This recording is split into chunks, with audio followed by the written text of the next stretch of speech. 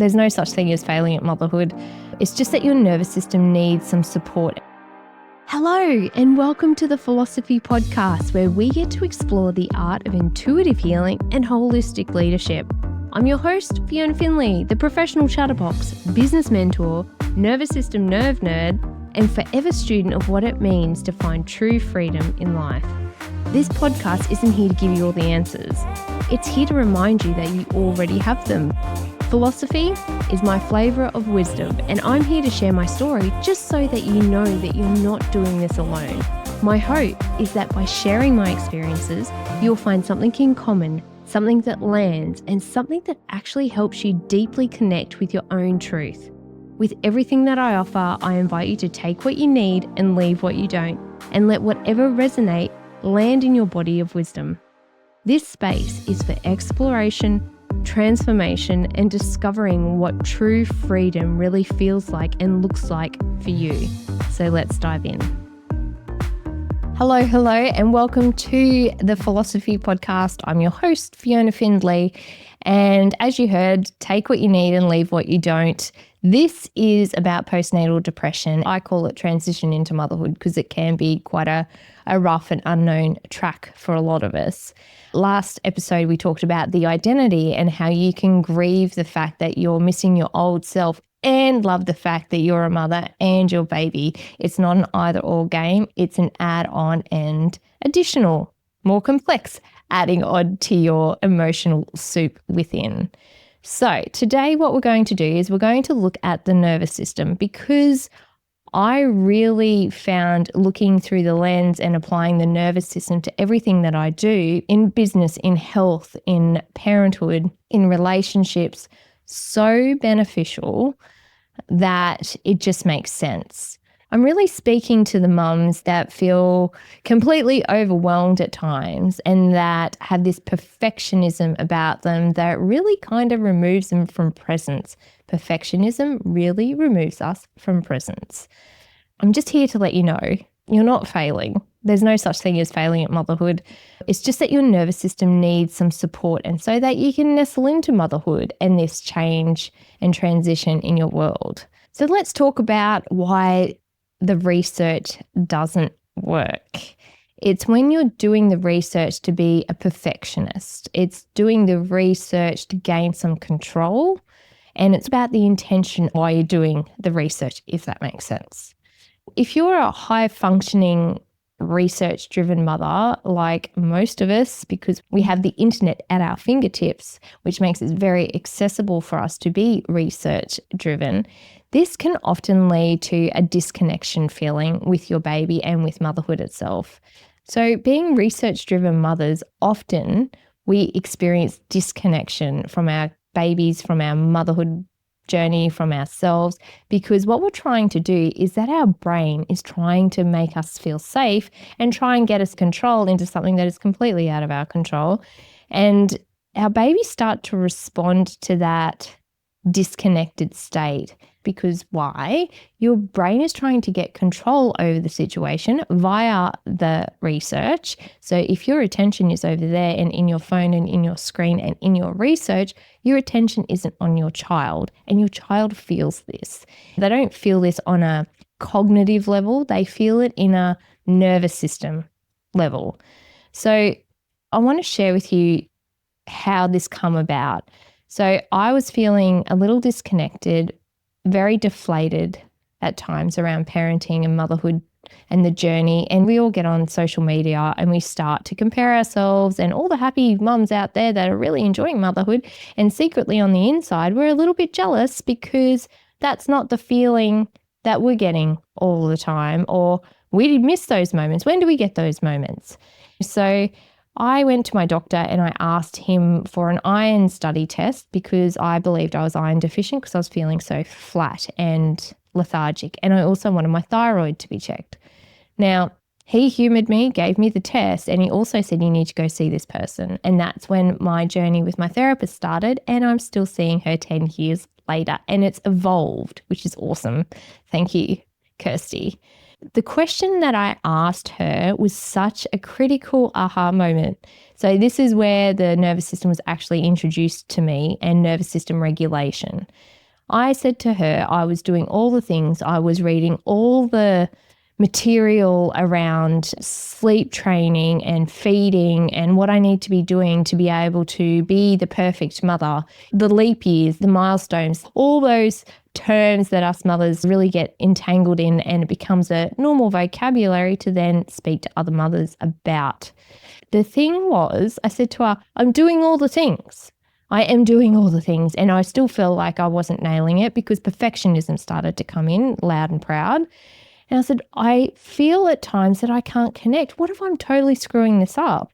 But I'm feeding him, I'm nurturing him, I'm cleaning him, I'm bathing him, I'm making sure that he's tox-free as best I can. I'm tox-free because he's drinking my breast milk. So I'm really doing all the things, and I was creating this parenthood journey like a checklist.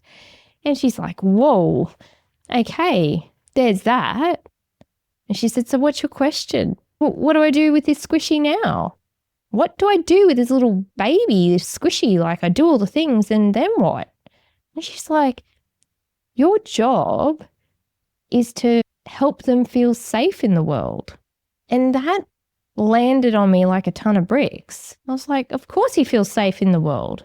But just because I change him and feed him and I'm there for him, does that really make him feel safe? And to a point, yes. But he needs presence and attention, and consciousness, not consciousness in a phone or a screen. They need presence and attention. So that is when I started to investigate the polyvagal theory. She introduced it to me, and it has been such a game changer for my business, how I conduct myself in the world, how I relate to people, the community, to adverse events, how I relate to my child. I feel, for me, being able to use the nervous system as a navigation tool to help me gain a better relationship to my parenthood journey, it really makes a lot of sense. And this was the start of me scratching the surface of nervous system regulation, and this abyss just opened up before my eyes. When I was at uni, I learned so much, like the amount of books and textbooks that I had to read and the in-depth content, but something was missing. There was always something missing, and I could never, ever put my finger on it, nor could I articulate it. I learned all about pathophysiology. I learned all about immunology. Then I learned all about neurology and neuroscience. But to bridge them all together with the nervous system just made so much sense, because half of me is very science evidence-based, and then another half of me is very spiritual and intuitive. Not that it doesn't believe about the science, but it finds the science very limiting. How can these two belief systems coexist?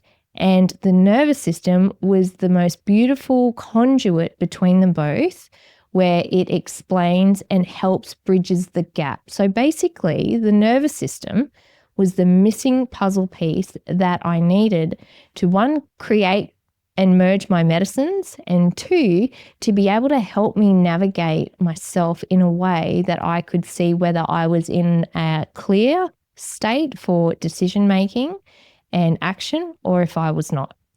And we get in those moments of emotional uprise in ourselves, and it could be an emotional outburst, or we could be filled with overwhelm and anxiety, that we make these decisions only to look back going, if I had waited, if I had done one step back. My dad used to use this term, take one step back. And as a kid, I'm like, I know, I don't need to do this. Perfect advice, really, because what that means is you're taking one step back, you're giving yourself a chance to calm down, get your nervous system regulated, get some clarity, get some insight, use your intuition, and then you're able to make decisions with more confidence. And so this aspect of the nervous system, applying it to motherhood, just blew my mind. So for a brief explanation around polyvagal theory. Now, we all talk about in medical science and neuroscience these days around sympathetic nervous system, that's your activated state. So that's your fight and flight response. That's your high adrenaline, your cortisol, where you're really, you're active. And then you have your rest and digest, which is the parasympathetic nervous system. So when I was at uni over 20 years ago, this is what I learned. 2 states of being: rest and digest or fight and flight. Now, with the Polyvagal theory, they've broken down the parasympathetic nervous system into a ventral vagal state or a dorsal vagal state. So you don't have to remember this. All you need to know is the ventral vagal, that's your connection. That's your feeling of safety. And that is where the body is in homeostasis, which means that it's in an optimal healing mode. It's in an optimal connection mode. It's in a safe feeling mode. So it's able to be vulnerable.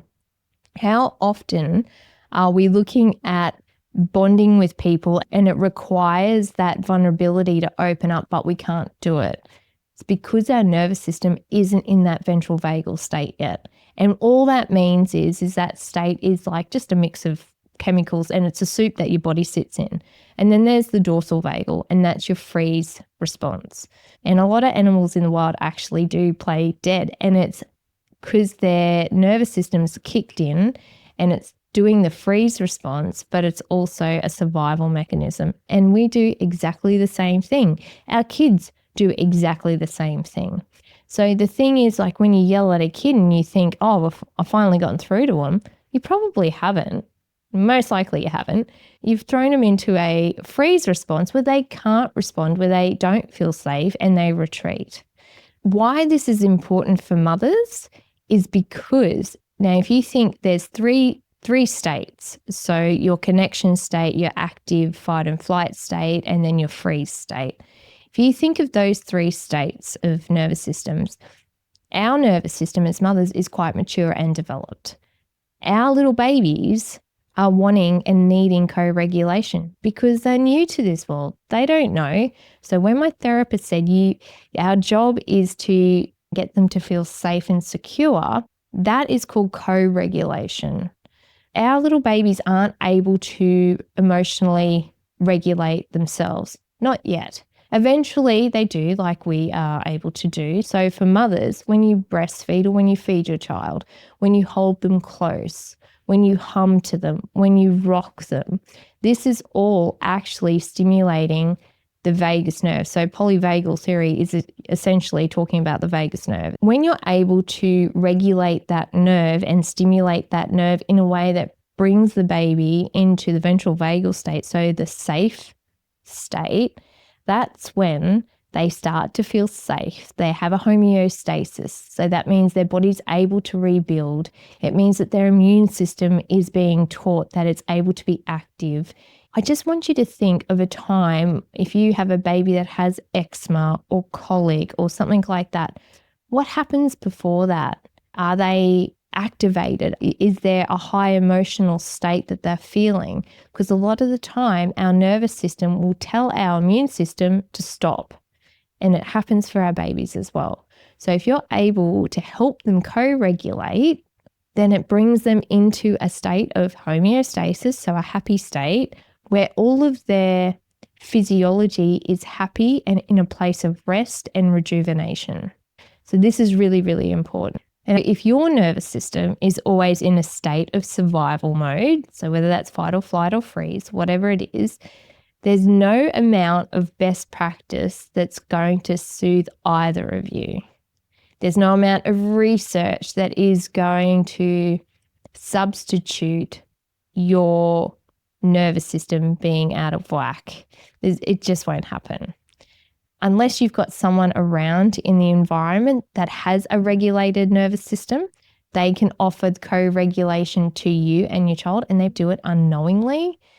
This explains how stress, control, and constant doing and researching and being busy, the busy mother, it blocks the oxytocin, which is a chemical in the body. So therefore, it blocks bonding with your child.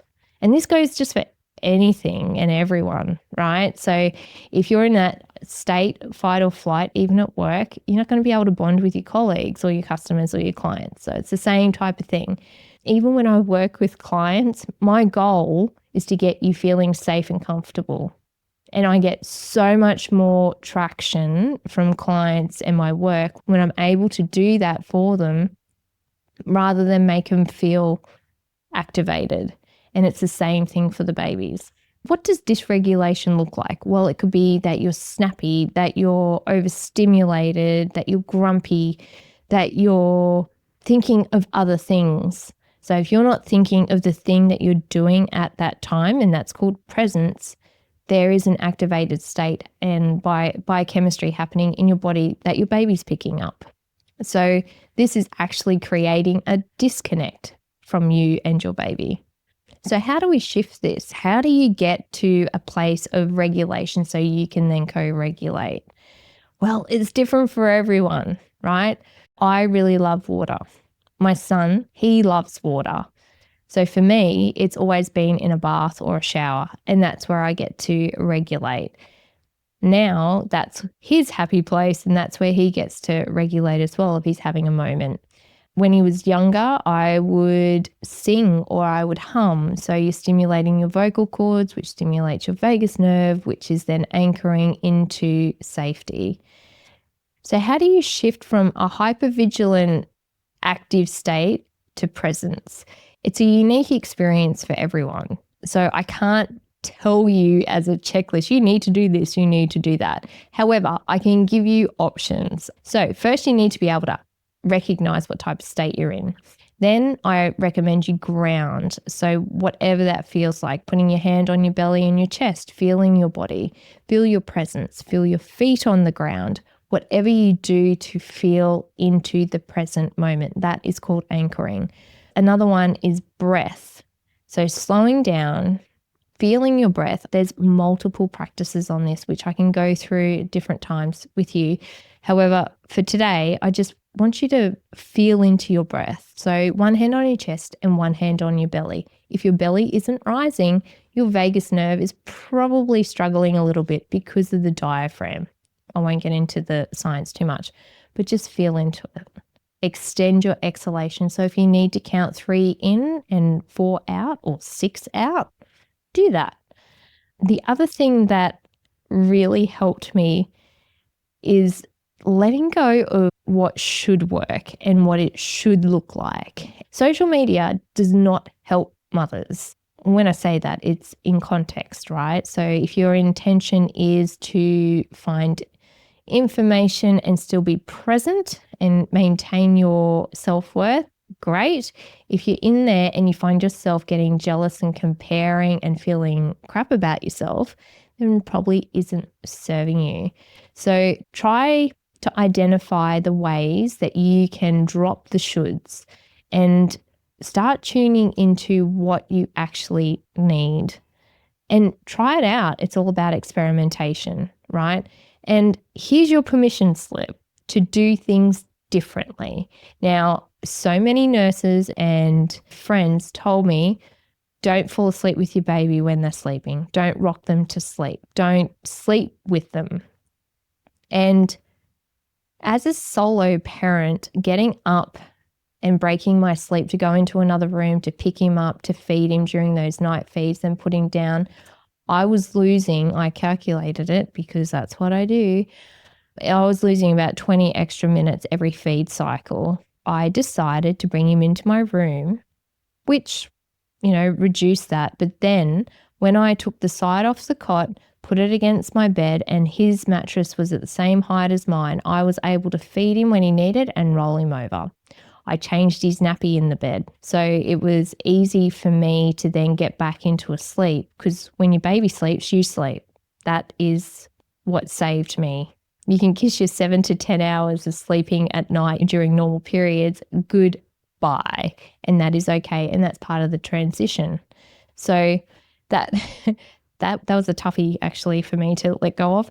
But when he was able to be beside me and I'm able to feed and change him quickly and get back to sleep, it was an absolute game changer. And when you're sleeping next to them, if you look at any pack animal, They co-regulate their nervous systems when they sleep. Their nervous system feels safe when they feel another nervous system around them who is also slumbering. So it's very therapeutic for you and your baby as long as it's safe. So for me, that's what worked. But my permission slip for you is it's okay to do things differently. It's okay to look at the ideal way and partnership and all the way the life's meant to look and go, that's not for me. That isn't my path. I'm going to do it this way. And because I didn't have a partner, I was able to really write my rule book on this and change it the way I needed to for my little boy and me. It was great. It took a while though. It didn't happen straight away. I really had to accept the fact that it's not going to look like everybody's Instagram and Facebook pages. Mine's going to be different.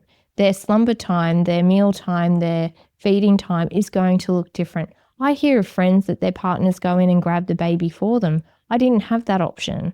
And I had to come up with a way that was nourishing for both me and my child. And this was it.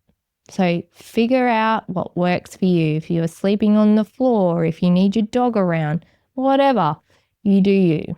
Because at the end of the day, your child needs your regulated energy and not some perfectly timed sleep schedule. They don't need that. They don't care about your checklist. They want you, your presence, your attention, your regulated nervous system, and that is how they're going to be nourished in such a beneficial way, not just for their food and their changing, but for their emotional and physical development, which is, kudos to you, mama. So I just want to remind you that you're not failing because you couldn't do what the book said. You're not failing because you can't take the advice of what others say. You're not failing because your house looks different to somebody else's. The thing is, you're different to everybody else. Your child is different to everybody else. And that means the dynamic of your house is uniquely yours. And that means you get to write the rule book on this. So you're allowed to parent in a way that nourishes you and your child. And if you're able to grab this nervous system filter and philosophy and be able to recognize your state, bring your state in a regulated state, and then just watch what happens with your child, it's going to be an absolute game changer. So just remember, research is great. It is necessary, and we are so lucky to be connected to so much information. But at the same time, all that information can create overwhelm, which can create disconnection.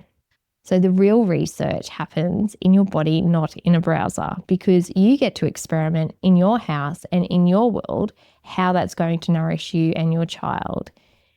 So thank you for listening. This is something that I'm very passionate about. The nervous system I found just to be that conduit between the mind, the body, the soul, the spirituality, and it helps you gain clarity and confidence in everything, but especially in motherhood, which is such a slippery little fish when you're trying to be perfect at it. So if you want more information, I do have some courses, so the links are down below. This is where we get to explore motherhood a little bit more in depth, or if you want to know more about the nervous system, there's that down there too. Rest assured, you're not alone in this. No one's nailing it. No one's feeling like mum of the year. And every moment is a new learning moment for you and your baby. It's just the journey, and this information and this knowledge with the nervous system you can take as they grow. So on that note, next episode, we're going to dive into a little bit about your own parenting philosophies and how you can tie it in with your values.